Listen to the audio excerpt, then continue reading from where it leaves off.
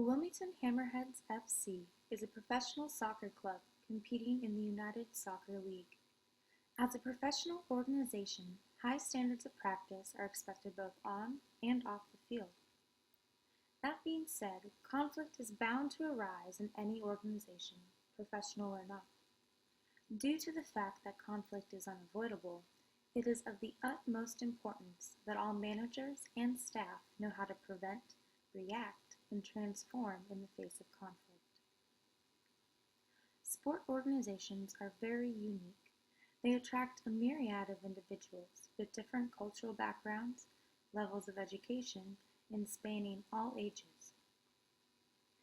While workdays may look similar to other businesses, there is one major difference: the countless hours spent with your coworkers outside of the office. Sponsorship events, game days, watch parties, and player appearances are just a few of the places one will see colleagues outside of the office on a weekly basis.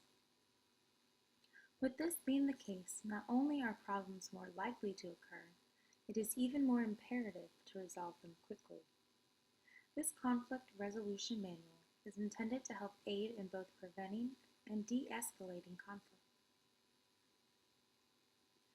Most management within the organization have paid their dues, succeeded at their jobs, and have gained their titles through hard work and dedication. This being the case, most of them have never been formally trained as a manager, let alone in conflict resolution. This manual is aimed at these individuals and gives a rudimentary overview of conflict resolution. Here today, I'll give you a brief overview of the manual and how it is intended to work.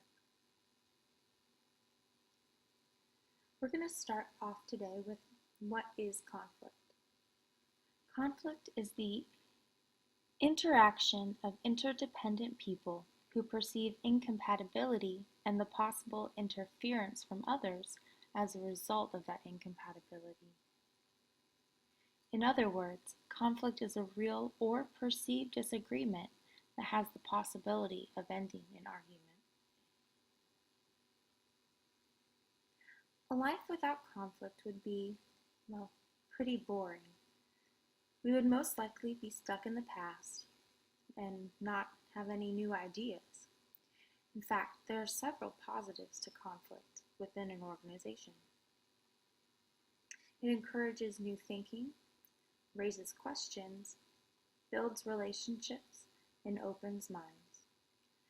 Conflict itself isn't always the problem.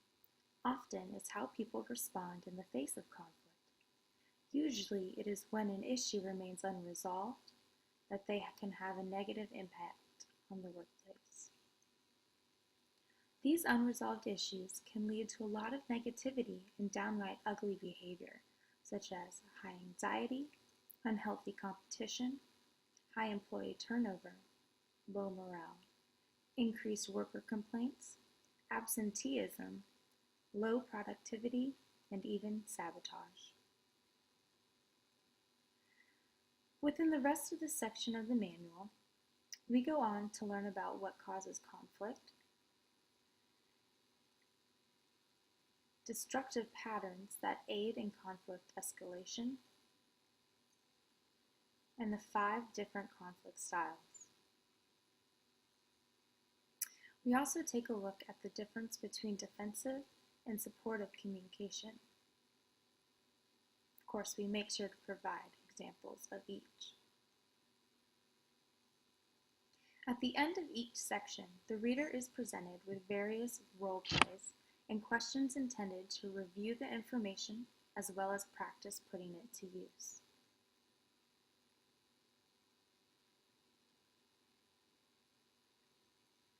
Our next section dives into power and conflict.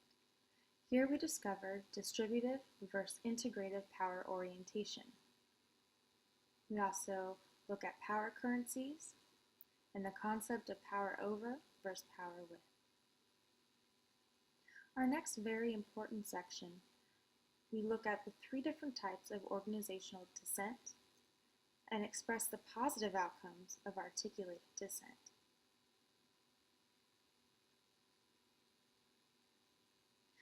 After our questions on dissent, we move our discussion to the topic of identity and face. Here we examine how to support face, what is face threat, interest-based versus identity-based conflict, as well as the triadic theory of conflict transformation. As I mentioned before, sports organizations attract a myriad of people spanning all ages coming from many different backgrounds. For this reason, a section on culture and conflict has been included in this manual. With this section, we explore several cultural dimensions, as well as the different levels of intercultural orientation. As we progress through the manual, we look at several more topics, including mediation.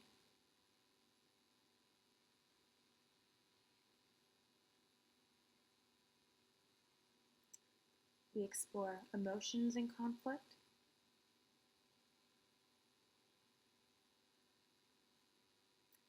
and we go on to conflict management.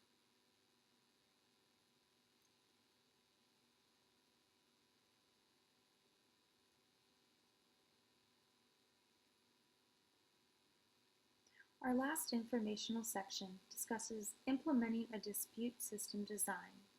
A provisional system is included within the manual, but the importance of receiving employee input is highly stressed. For that reason, we go into helpful tips for creating your own dispute system.